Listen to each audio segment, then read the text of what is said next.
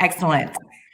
Okay. Hello, everyone, and welcome to Genius Wednesdays. I am Christina Bruhan, COO of Coin Genius, and joined by Team Genius and Genius Network. As you can see here, our presenters today are, as always, Mr. Steve Quan, Mr. Sultan, Tim Williams will be joining us, and data scientist and Coin Genius CTO Russ Wilcox. And we have very special guests today, Mr. Adam Blumberg, Mr. Morgan Steckler, and Josh Lawler will also be joining us. I believe we also have Mr. Kyle Ray on the line if he'd like to turn on his video. And today we are going to be going through a relatively deep dive of energy, commodities, and divergent behavior to explain why this crypto decoupling is happening and why cryptos are a solution out of this situation. Teaser alert, oil futures and energy sector trading was a very big deal this week. So with that, I'm going to go ahead and go on mute and turn it over for kickoff for Mr. Steve Quan. Hi, Christina.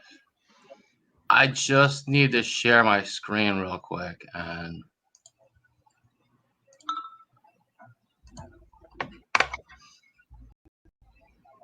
all right, let me just pull up the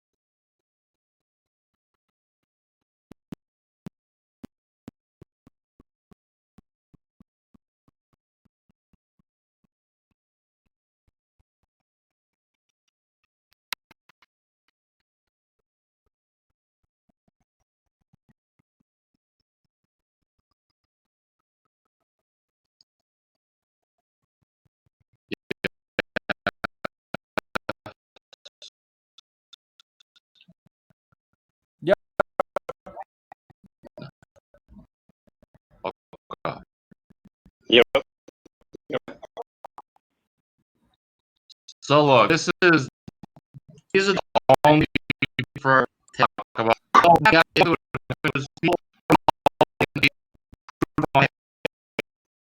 I'm not sure who did it.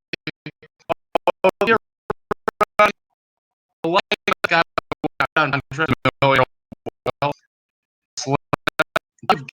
and you take the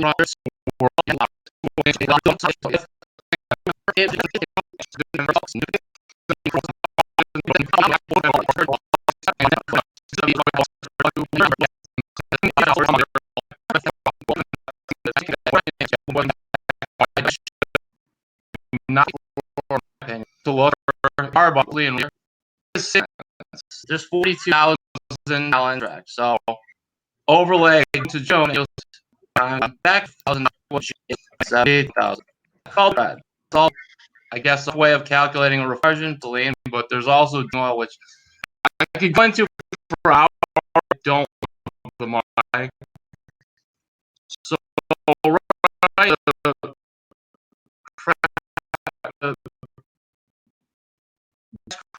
right, crack is $8. It is a yesterday price would have been 28,000. It would have been $65, which is unheard of, and I don't know how. I don't even know what it's called, expected value or whatever. But yesterday was that event that marked change on off in the he didn't became the current happened more and more. And the reason why, after talking with the geniuses of Coinus, is many financial engineers, data scientists, when they're developing, and Russ could stop me on here, but many have to kind of cut wings to develop a model. But these wing events start happening more frequently, and they're a bunch of quants with limited market experience. This is what happens. Now, the other way of no quants and all floor traders, that's probably not the best either, but that's what makes Coin Genius special, is that it's not all quants, it's not all floor traders, it's not all guys that know about, the legal part. It's not only guys that know about options. It's a very diverse group of people with very different skill sets that are all complementary. And that is my pitch or little brief lecture on crude oil, forwards and margins and all that. And by the way, the crude oil future margin was about $8,000 per contract, which, believe it or not, was only 2.5 times leverage, which prior to yesterday is going below zero. But the CME is going to make an announcement on how margins are going to change. And for those that follow this thing called Bitcoin, it is now possible that you have, theoretically, you could have a negative $10,000 price on Bitcoin futures. You could be trading $10,000 on Binance. And if you already made preparations to have those go to delivery, guess what? You'll be selling your futures at negative $10,000, and you're going to be wondering what the heck just happened. So, Stephen, I think that's an interesting space to kind of talk about some of the other market pressures related. So I brought up Hin Leong a couple of times, and what's interesting is you talk about the reduction in leverage going down to only about 2.5 times. One of the interesting things is with Hin Leong, you had a private trader who basically hid $800 billion in loss, or sorry, 800 million in losses, and you've got bank exposure on that of about 4.3 billion. At the same point in time in the United States, we're seeing a tightening of the housing market, lending from Chase to most of the other major lenders. None of these 2.5% down first-time buyers are available anymore. It's all 20% down, 700 credit score or higher. And then if you start looking at this in the context of like the overall market movements that you've said, we've had 5 different black swan type events inside of a 2-month period of time. The challenges are more about people starting to understand the decoupling that's happening in between things that were traditionally coupled. For example, we used to see a traditional coupling to a degree between the stock market and the commodities market. But now what we're seeing is that the commodities market is reasonably decoupled, even though it's had a 600-point impact to the stock trading yesterday.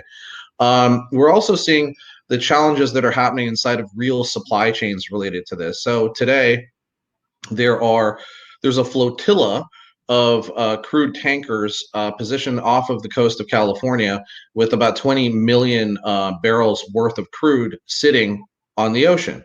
The same thing is going to happen in ports near San Antonio, as well as ports near NOLA, as well as some ports on the East Coast. And this is going to become highly problematic as we go into hurricane season.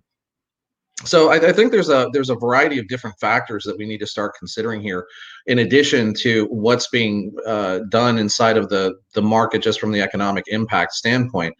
Oil prices, really commodity prices of oil, don't affect the average consumer unless you're purchasing a lot of gas. And I'll just give you the disparity in New York.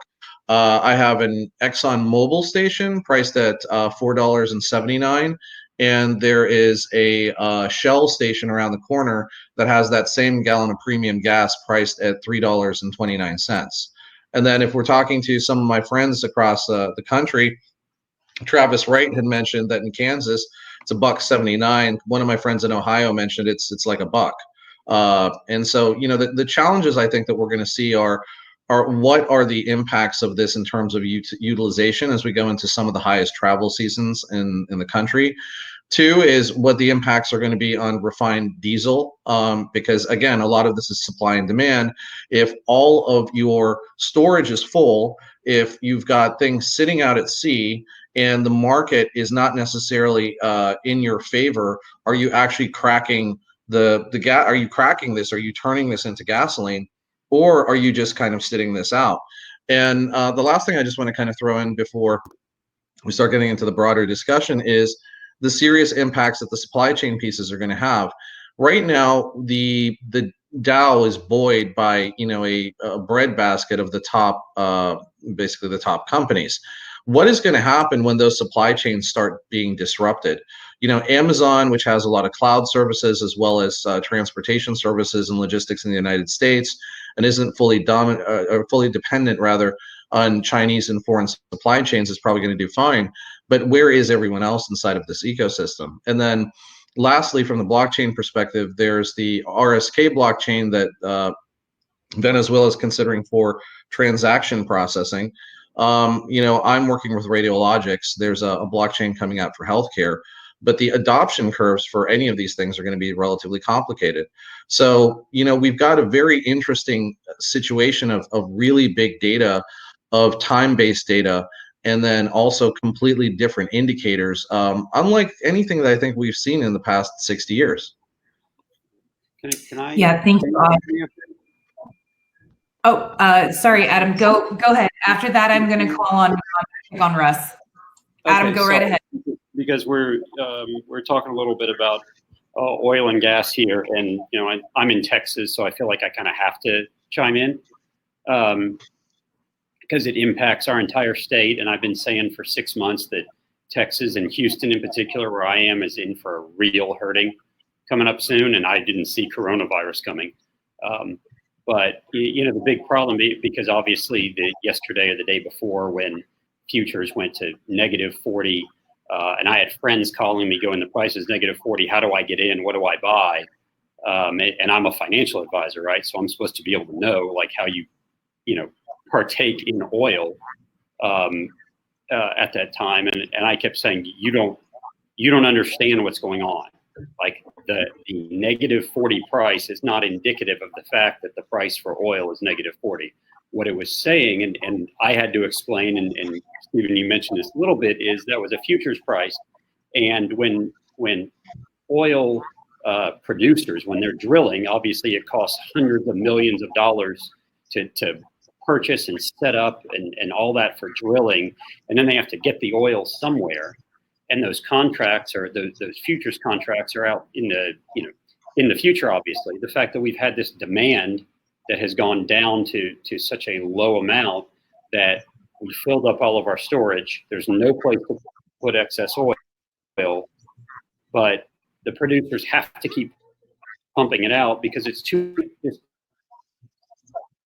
turn off a well. You can't just shut it in. It's expensive. It's dangerous. It causes fines. You could leak into the ground with all these other aspects. They are more than happy to pay someone $40 to take their oil off their hands. It's your problem now. You figure it out. We'll pay you to do it because it would cost us $10 million to shut these wells in.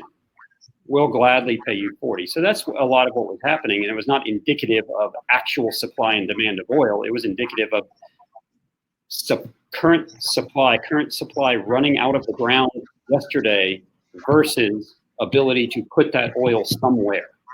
And the fact that the demand farther down the chain is not pulling it out of storage means that storage is filled up. So that it's an interesting disconnect between those who are kind of retail investors saying, man, I want to get in on oil because the price is -40. It's got to go up, right? And the idea that, okay, you have these financial instruments, these products that are futures contracts or options contracts or whatever on a commodity that has to be delivered somewhere. Like you said, if you take delivery of like if there's corn futures, they're not going to dump corn on your lawn, right? Nor no, actually, they are dumping corn on your lawn, and that's the secondary effect of this, because you've got potatoes, corn, milk. A bunch of these products are just being dumped because the supply chain cracked. So bigger than that, and that's part of the data question that I wanted to ask Russ, and part of the agenda that we discussed is this is hitting oil futures, and you saw the market, wiggle yesterday because of the predisposed dates of the oil futures. On March 28th, you saw it with gold futures. We saw hog futures and beef futures and pretty much anything perishable and edible coming right around the corner. And Russ, I'm just really curious on some of the correlation data that we've been doing with CoinGenius to identify the Bitcoin impact. I think there are bigger market implications here that the collective team would be able to predict for some of those futures that are definitely going to rock the market over the next few weeks. Russ, what are your thoughts there from a data perspective? Yeah, so I want to build off of something both Adam and Oz said. Typically, and the same with Steve, in terms of what we use to forecast, right? We're not, data scientists are not predicting.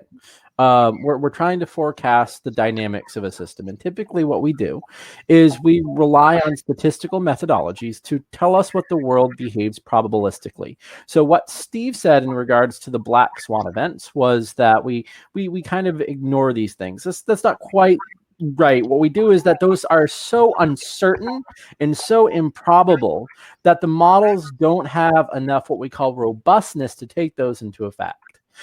Yet those black swan events are often driving forces for a larger contextual behavior that is going on globally, which is why, as Steve said, that these models are starting to break down.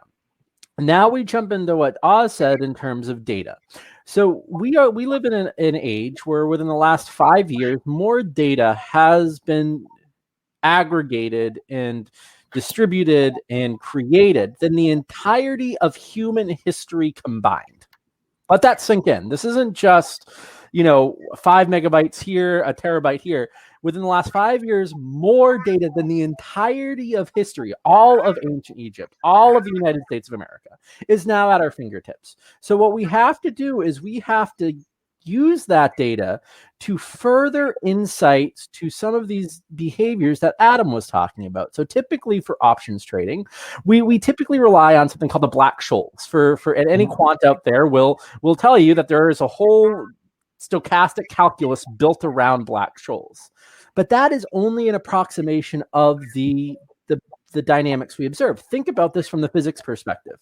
We cannot quantify gravity in quantum mechanics. It's not that these things don't live in existence, but we don't have the tools to do that. The same thing happens in economics, where we start saying supply and demand is a first order approximation of a larger dynamics of the system.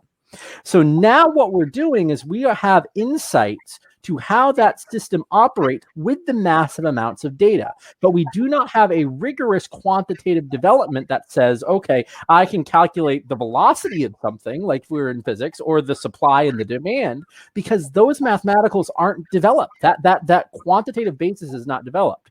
So what we have to do is rely on statistical techniques to help us infer uncertain events and the impact that has on our modeling.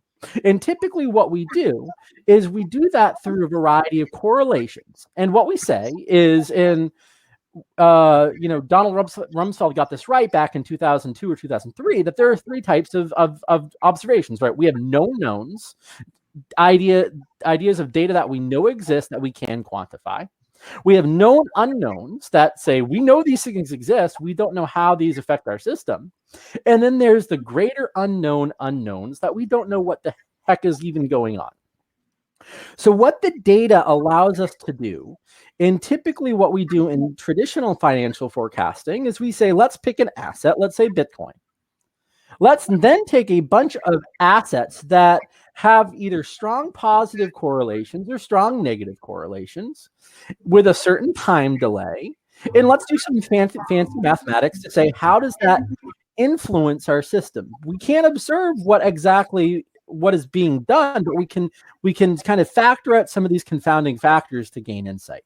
And then we make that even more robust and say, okay, let's add in economic indicators. So if we take a look at most financial forecasting models, we're at the point where it's just like we're shoving data in, we're shoving data in, we're shoving data again, but we're getting minimal returns. At a certain point, it plateaus because we are no longer encompassing the dynamics of the system.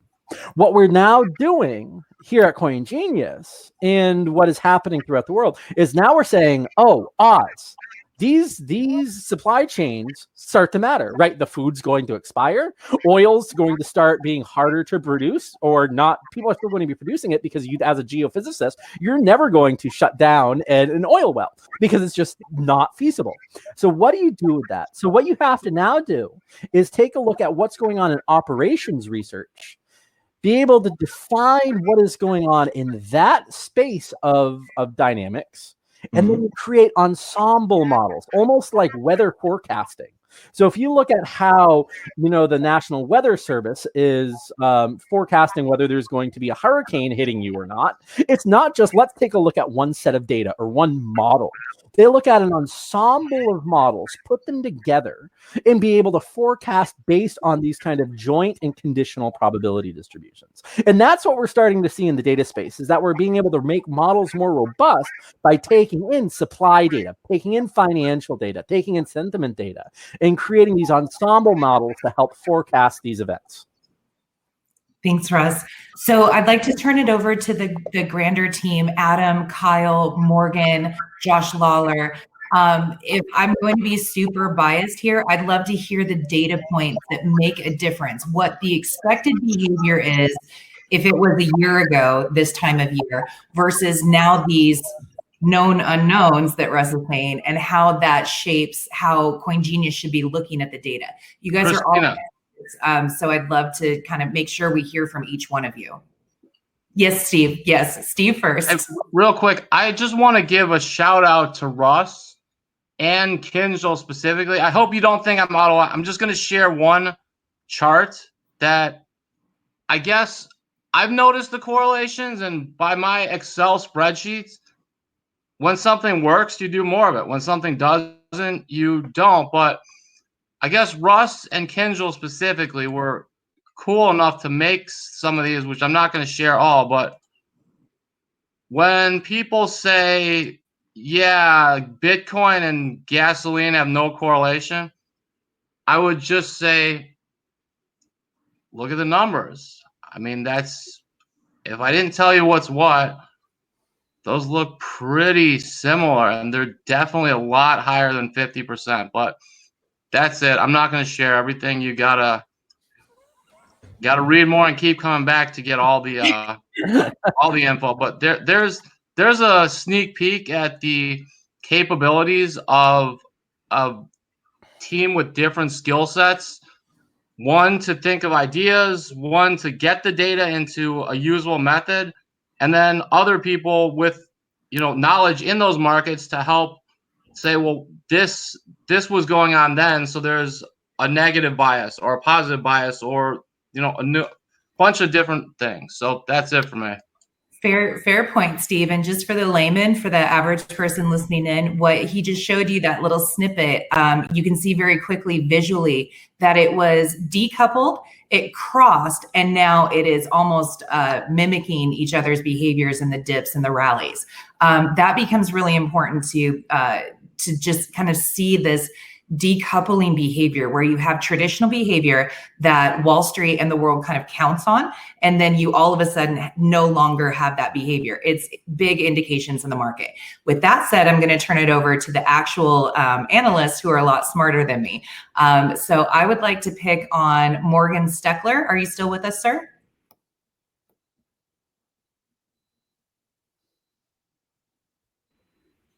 Yes, I am here. I'm actually on another call that just came up, so I need a couple more minutes. So excuse me for 1 second. Apologies.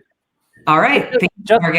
Just to highlight what Steve showed in terms of how we come up with that, if you look closely, those are what we call normalized prices. So we normalize and standardize the data so that it fits in one nice vector space so that you can see these transitions. And then we use advanced signal processing techniques within our larger analytical framework, such as autocorrelations, cross correlations, wavelets, recurrence plots, a whole bunch of neat stuff to actually robustly infer these dynamics. So thanks, Steve, for showing that.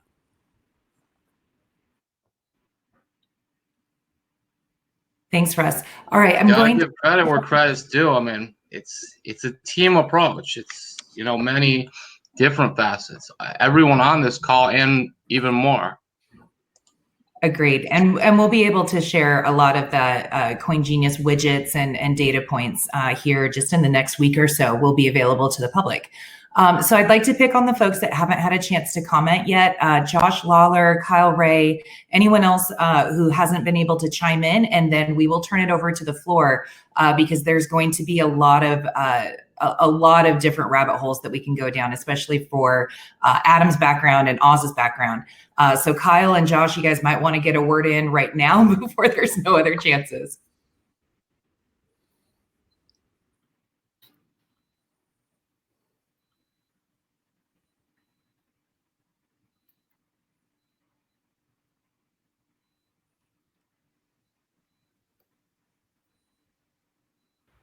All right, very good. Well, in the interest of no dead air, I'm going to turn it over to the full panel. And there he is. All right, fantastic. All hey, right. So, for instance, do we want to discuss crypto as a whole, or Bitcoin, or Ethereum, or what? Kyle, we did it, right? Coronavirus haircut. Yeah. Don't look. It will grow back. So for perspective, what specific question do we want to dial in on for the crypto world? So the conversation was like multifold, right? So we've got a correlation to a degree in between oil and Bitcoin. We've got multiple different divergent trends in between commodities, stocks, and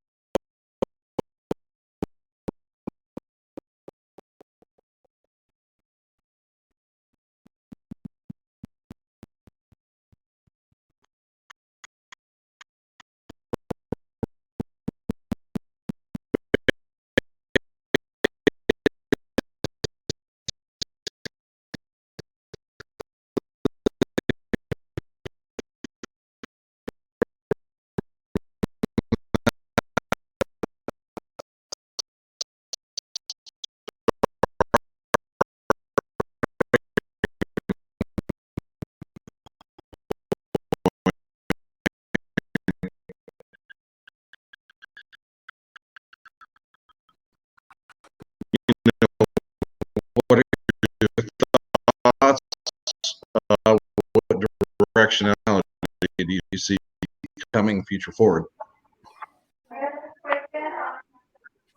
Okay, so for crypto, I'm an optimist, but optimism doesn't really mean anything to the market. But overall, that coin or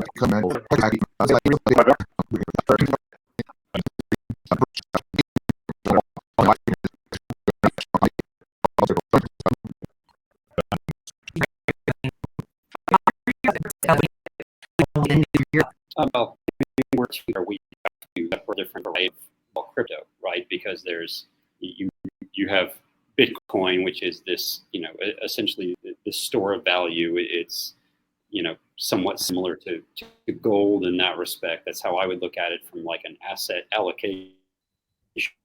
That's going to have and finance more in terms of they're going to use it, going to move around. Protocols are being more easily enacted, finances across the world, lower fees and lower friction. And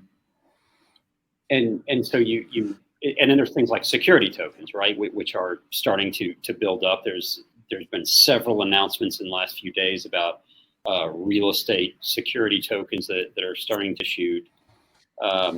So we have to make sure we separate all that out. So in terms of just, if we start with just an investment in cryptocurrency as just an investment where I hope this crypto goes up in value,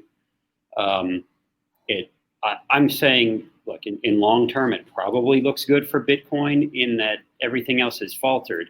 But I was, I have struggles with this because I'm a big Bitcoin guy. Like I love cryptocurrency. I think blockchain is awesome. But it's hard because for Bitcoin to go up in value, or anything to go up in value, you have to have more people that have money to be able to put money into it, right? Bitcoin doesn't have income. It's not a discounted stream of cash flows, right? It's literally, if I buy it, I need the next person to buy it for a higher price, which means they need to see even more value in it for mine to go up. Well, where are people's money coming from? The market just lost 30% of its value. People aren't working. They're not earning money for the time being. Where's Bitcoin going to grow? And we that are smart people can sit here and talk about how there's only 21 million supply ever. It's decentralized and all that. But the average person doesn't care. Like they just don't care because the fact is they can't buy anything for Bitcoin. Like they can't buy Bitcoin and then go buy milk with it, which might or might not be delivered to their front yard at this point. Adam, if I could hop in there. So what's interesting, and if you look at folks like Ken Berger, or not Ken Berger, but you got a couple folks out there that just basically live on Bitcoin, right? And there's ways to do this. You've got, and I tweeted the other day, there's a couple, parallel to Amazon BTC sites that you can pay in Bitcoin. And the other thing to think about too is that outlets like Robinhood that allow for small investment are now allowing, the average consumer to get involved inside of cryptocurrency transactions. But I think there's three different areas that we should probably be talking about. One is stable coins. And I think there's a lot of folks that are starting to look at stable coins in terms of just diversifying.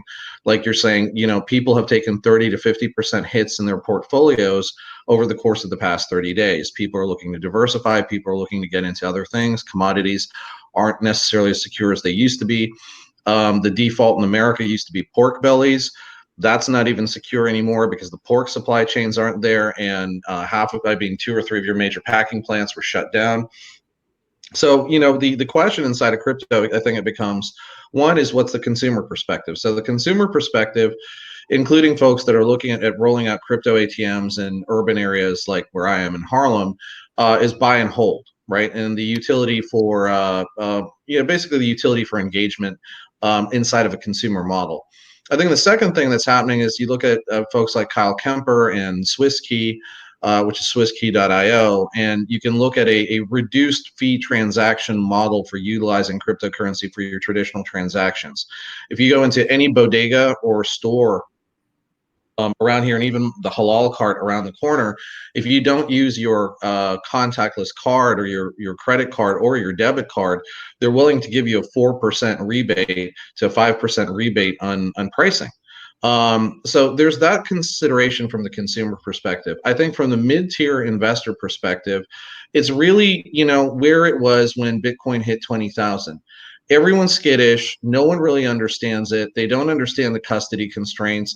They don't know what a hard wallet is. They don't know what exchanges to go into. They're questioning things where a lot of exchanges got out of the United States in December and where they should be putting their money. And so I think for financial advisors and folks that advise like you, there's a lot of questions that there definitely guidebooks that need to be put out. But I think for the institutional investors, crypto mining is sort of there, but the money's not going in the way that we would expect it to go in. And then if you look at the mainstay of what's being traded, no one's really looking at the pairs the way that they should be looking at the pairs. And I think what Christina was alluding to is half of the analysis and half of the charts and stuff that we're looking to roll out inside of the next couple of months. It's really kind of allowing you to at least start with those types of insights. But I think those are as a baseline, and then supply chain. And I'll say it again: supply chain, supply chain, supply chain. We are going to need solutions to come in because after the second bout of Corona, because look at the 1918 pandemic as just a yardstick for what we're going through. We went through a bump. Now we're going through mixed policy perspectives, and that has to be understood from the perspective that a lot of Americans, a lot of people around the world just cannot afford not to work, right? And then you're going to have a bounce, and then we're going to have a model of where this goes next. But the challenges that you're going to have inside of there are going to be, changes to everything from behavior. No more French multiple kisses, no more Arab multiple kisses, maybe fewer handshakes. Maybe it's something like Judge Dredd, the movie. And then on the flip side, where it's like instead of a high five, everyone's just like kind of waving their hands at each other. But on the flip side of this, people are going to want to know that their supply chains are securitized. I mean, Chipotle finally was hit with a $25 million fine for the government for giving people salmonella poisoning inside of their lettuce. What do you think is going to happen if people can't necessarily be securitized that what they're buying from your supply chain is COVID free? Right. And that's going to be an issue. We definitely touched on that in the beef futures and hog futures contamination. Steve, I see you raising your hand. Go ahead, and then we're going to turn it back over to Kyle. I believe he's back online and able to share his screen. I bet Steve has something to say about trading pairs. No, I think that Oz touched on something which I've been working with Russ on to, I guess, shed a light that the correlation between Bitcoin, what Bitcoin does, and what the other projects actually do is far from 100%. They're almost non-correlated. And to Mr. Blumberg, I'm so glad that somebody else said basically what I've been trying to say. If you buy Bitcoin, think about it like this. If you buy a bar of gold, is there a 1-800 number if you lose it? If you throw it in the middle of the street, are you expecting something? Are you expecting great earnings announcements out of gold? Or they're going to come out with this great technology? No, you're buying it because you think it's worth that much and you are betting price up, or you're shorting it and betting price down. Where I talked to Miss Pierce briefly at the Chicago thing, blockchain block risk, and I was running my idea by her that I think what Mr. Blumberg was alluding to also is there's cryptocurrency, decentralized ledger where there's no 1-800 number, no help desk, no CEO. It's like, who's the leader? There's no leader. It's just something like, who's the president of gold? I don't know. I am. I'm the president. Does anybody believe me? No. No, it's me. But there's blockchain. There's organizations that use blockchain in their business, and there's crypto, and that's it for me. Thank you, Steve. All right. Sorry for interrupting there. The joke was that Craig Wright is the president of everything. Okay. Are you still back? Are you back now? I think Josh Lawler's been trying to speak for a little while. His audio and video work now. Excellent. Anyone who has not had a chance to chime in, the floor is yours.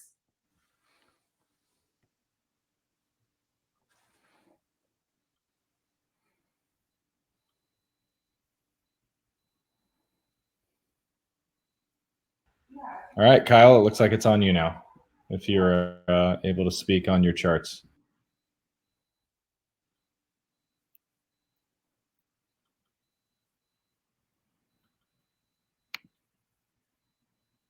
Kyle, if you're speaking, we cannot hear you.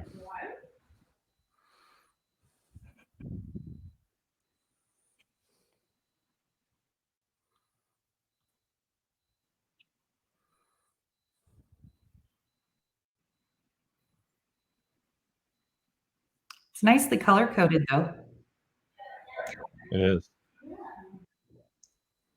Kyle, I'm going to text you offline. Let's turn this back over to the team. Kyle, we can't hear you at all. I can see your text messages, but there's no audio coming through.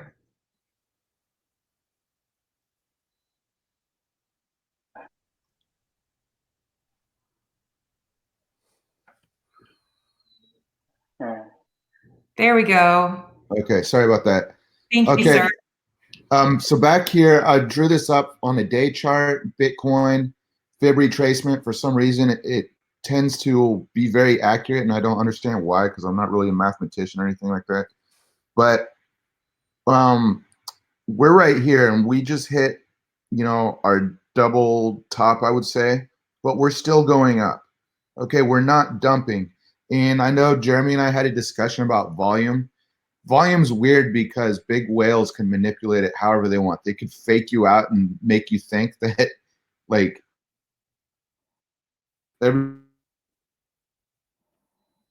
everything's in, and do one big buy order and automatically risk sentiment. So the whole point here with this fib retracement is every barrier that we break through is a major zone to give us a bullish signal. Right here, we're kind of sitting on the cusp, and we could still dump, but because we're hitting resistance points, so many of them, but if we were dumping and hitting resistance, that weakens it and we could dump. If we just went under it and we hit it and we're staying there, it looks like we might go up. So when it comes to Bitcoin, and I know most people only buy Bitcoin because they heard of it. And if they really did their research and realized the use case and stuff like that is not as strong as it needs to be, they would be investing in something that has a real use case like link chain or Tezos, where I don't really care what happens. I'm just trying to swing percentages. I'm playing the percentage game. But in order to prop up the market, you need to have real use cases. When most of the coins are just trying to copycat each other, because on GitHub, they can just get the code and switch it up where they can form a network and hard fork or whatever they want to do. All that really does is just, it's many teams trying to like compete, saying we're going to do it our way and you're going to do it your way. And it's the exact same thing that probably happened through the evolution of humanity, where there was probably small tribes, and then a couple of them were like, we're going to do it our way, so we're going to go split off, and then we're going to do it our way. It's probably the exact same formula, but also crypto is also made up of the human mind. So I would like to say fundamentally, and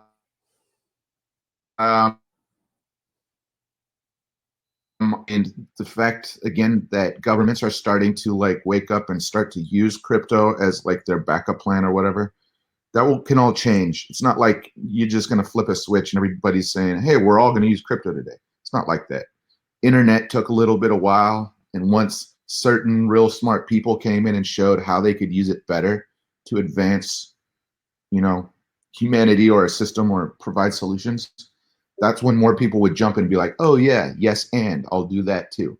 That's how I think crypto is going to go. If you're a trader, I would just say, like, it's looking more and more like we're probably not going to hit these low zones again. You could always try to put a buy order in if you want. Like Link Chain hit 1 cent when it dumped like that. It's ridiculous because it went up to almost $3 or something like that. And so if you bought $100,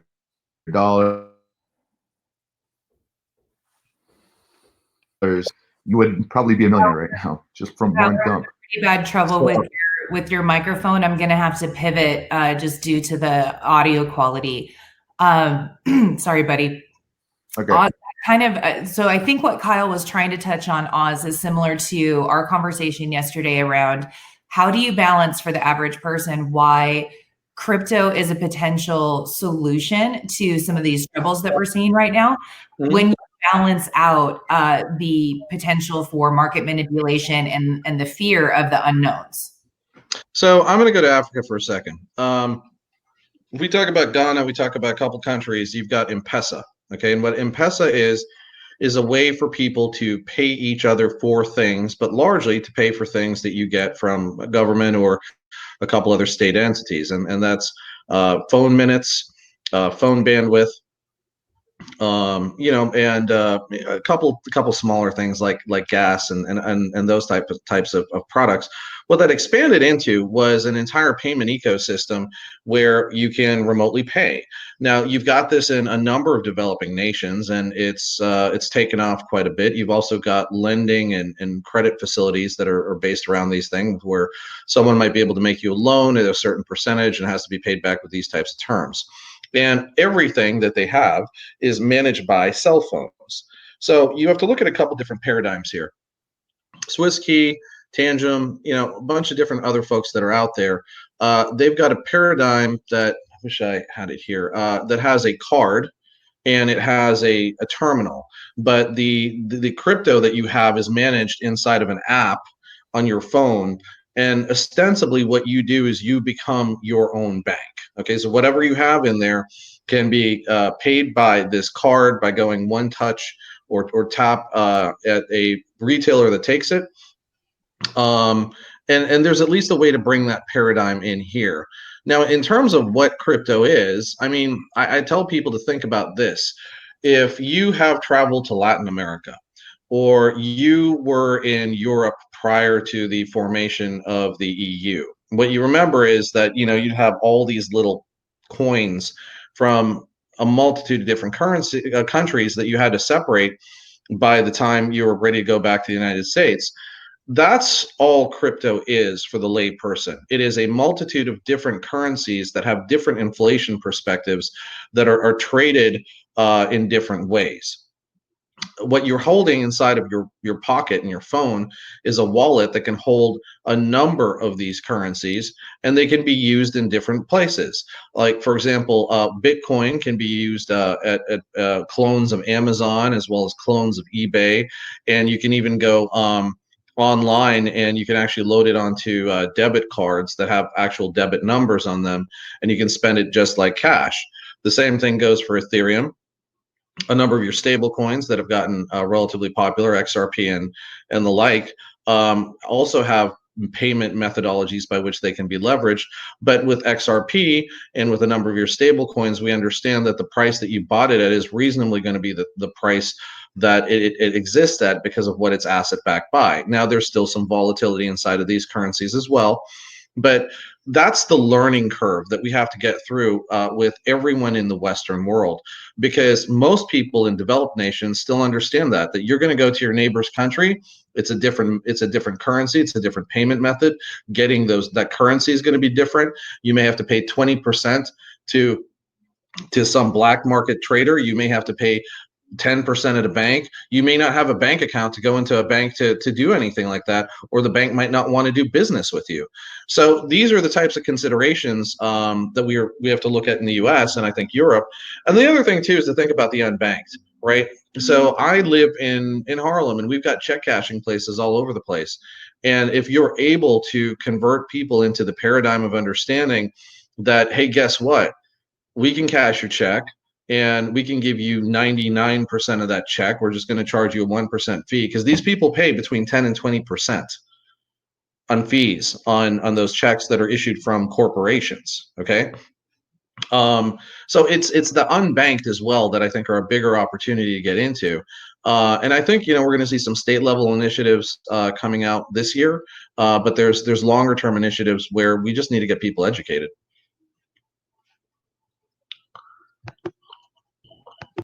Agreed. Thank you. I know that we're starting to lose folks because we're hitting the top of the hour here.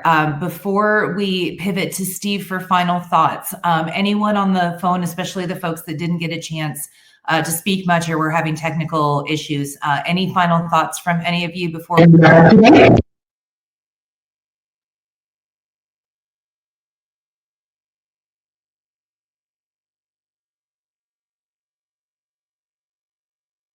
Yay for dead air. I'll just dance in the background here. Nope. Okay. All right. So, Steve, my question to you for final thoughts here is around some of the behaviors that you see, that you just kind of seen in your 20 years in Wall Street, especially around the theory for, the gas crack and the heat crack. You guys have like basically a statistical model or a quantifiable model that you use. My question to you is bigger than that.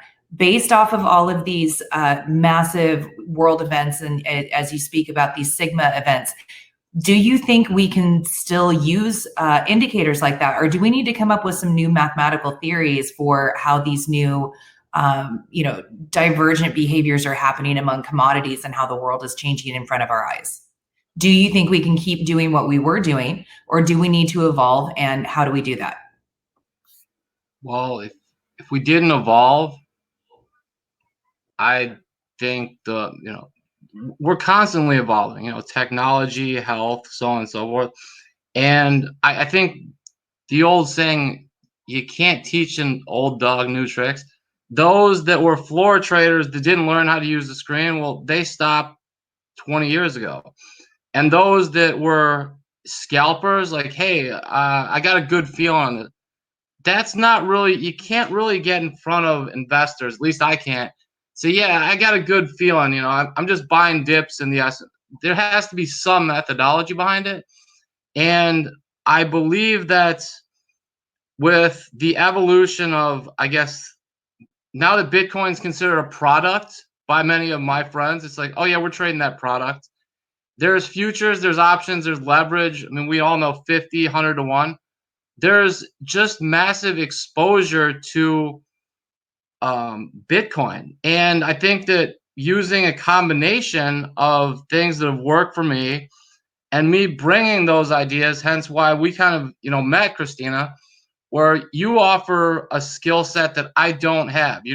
Coin Genius, I don't have that data science background. I can't spit that stuff off like Russ can.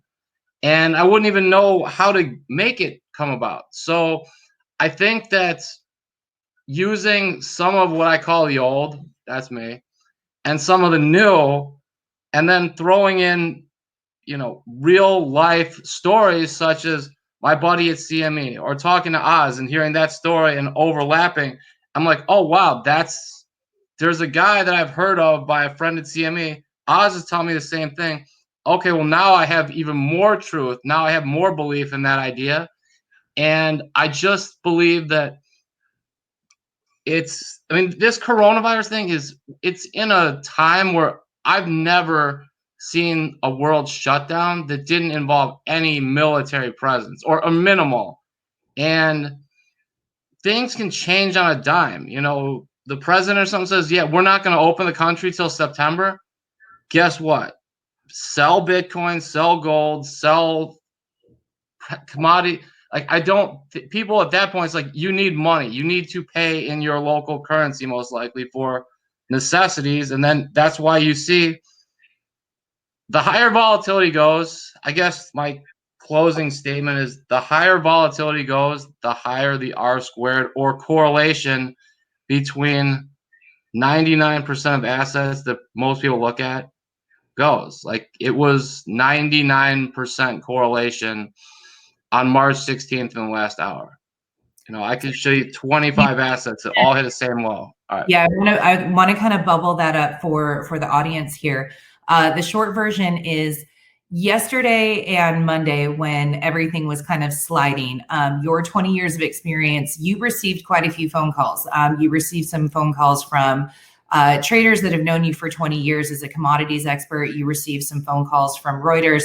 I know you can't speak about all of that publicly, but just in a nutshell, as kind of final thoughts, and then we'll turn it over to everyone else for final thoughts and wrap up for today. What can you tell us about what they asked you about and what you told them? I know I know what you told me, but I know you can't say all that publicly. So No, I mean, I can give a hypothetical when, and I think many would believe this. Remember in 2000 when the NASDAQ was going straight up and you'd hear, oh, I heard this person talking about this stock and I bought it and I made 100%. That might work once. Lightning strikes happen once, but the probability of making that happen again, and I guess getting so many calls, a la Mr. Blumberg, how do I buy oil? How can I capitalize on this? You can't. Unless you had storage space and all that you're not buying it negative, no matter how much. So when I showed you that curve, that's where it is. You want to buy it, it's 13 here, it's 38 in the back, and it's somewhere in between. That's how people can get involved. And beyond that, I just think that if you're involved in an investment, at least when I am, I do something called due diligence, research. I try to know the people or the product or the asset. I am not one who puts capital behind something. Hey, I saw something on this guy on YouTube said this cryptocurrency. All of a sudden it's down. Who told you that? Oh, this guy on YouTube. Which guy? Oh, I forgot. That doesn't really work too well. When I talk to people, I help out. So I just think due diligence, do some research if you're interested in something. Even a 10-minute phone call on me, I don't want to be the person responsible for, oh, he said crude's a great buy. Yeah, if I can buy it at negative $40, it is a great buy, but I can't. So that's it. Thank you, sir. All right, Adam, I'm going to pick on you for your final thoughts. And then if anyone else on the phone can get ready to talk so we don't have the dead air, I'll turn it over to you guys, and then we'll wrap up with Oz. Adam, do you have a moment?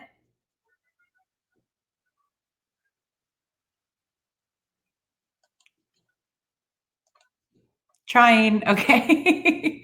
Anyone else that's free to jump in while Adam is working with his audio? Actually, if I could hop in, I'm just gonna wrap, and then I got to hop on to another call. I wanted to echo what Stephen had said. In a time of fake news, in a time where we're not sure what's coming out, in a time where I don't care if it's left or right, there are more opinion pieces than there are fact pieces out there. And when we have limited analysts getting involved in what's actually being published in the news, and there's more clickbait than anything else, having this group of geniuses is absolutely important.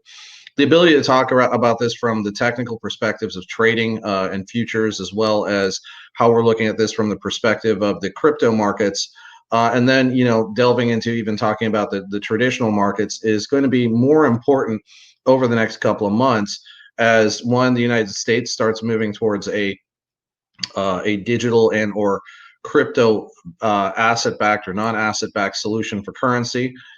Two, as we continue to move through the worst recession that we've had since 1929.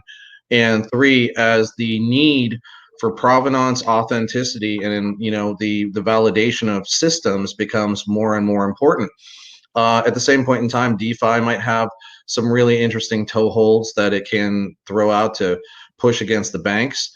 But it's yet to be seen on the adoption curve side of things, because as we've all noted here, and it's been noted so many times, that there's a learning curve for the average citizenry to hop on. And thanks for everyone's time today, but I will catch up with you all soon. Thank you. Thank you, Oz. I know you have to jump. Okay, great. Thanks so much, Oz. Does anyone else on the line have any final thoughts? And then we will wrap up for today.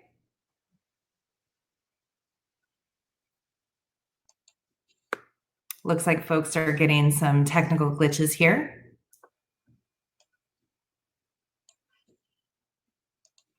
All right, very good.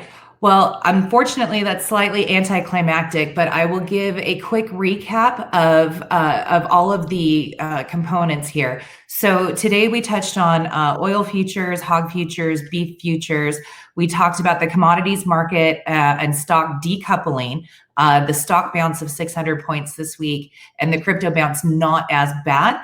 Kyle was going to get into some technicals. We'll provide his information so that you guys can reach out to him to do a deeper dive. And this is a really good time to plug the CoinGenius Genius Network of consulting, where we take these type of conversations and really hone in on a specific set of problems that you're trying to solve.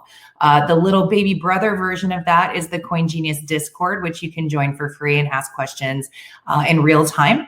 And we're also taking recommendations for the CoinGenius data correlations. So if you have items that you find meaningful that are not already represented in our suite of data as we try to automate Steve's brain, all of that feedback is certainly appreciated. If you have any questions based off of what you heard today and want to follow up, you can always reach us at info@coingenius.ai. Or as I mentioned, fastest way in real time is get a hold of us on Discord. So with that being said, thank you everyone for joining us here today for Genius Wednesdays.